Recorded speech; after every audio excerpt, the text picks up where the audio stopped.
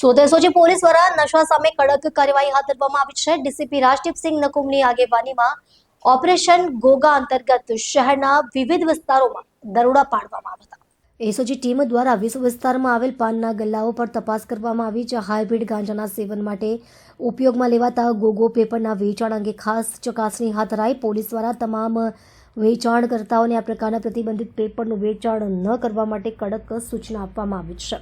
સાથે જ ચેતવણી આપવામાં આવી છે કે સૂચનાઓનો ભંગ કરનાર સામે કાયદેસરની કડક કાર્યવાહી કરવામાં આવશે।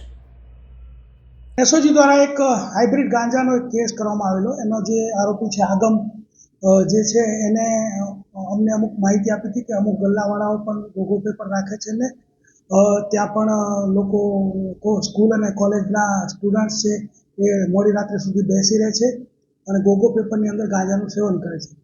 આ લિસ્ટ અમને મળતા એ તમામને અહીંયા એસઓજી ની ઓફિસમાં લાવેલા, એ લોકોને કાયદેસર કાર્યવાહી કરવામાં આવેલી, એ લોકોને વ્યવસ્થિત સર્વિસ કરવામાં આવેલી તથા ત્યારબાદ એ લોકોને જે છે ઉઠક બેઠક કરાવીને એ લોકોને શપથ પણ લેવડાવવામાં આવે કે આ લોકો ગોગો પેપર વેચશે નહીં।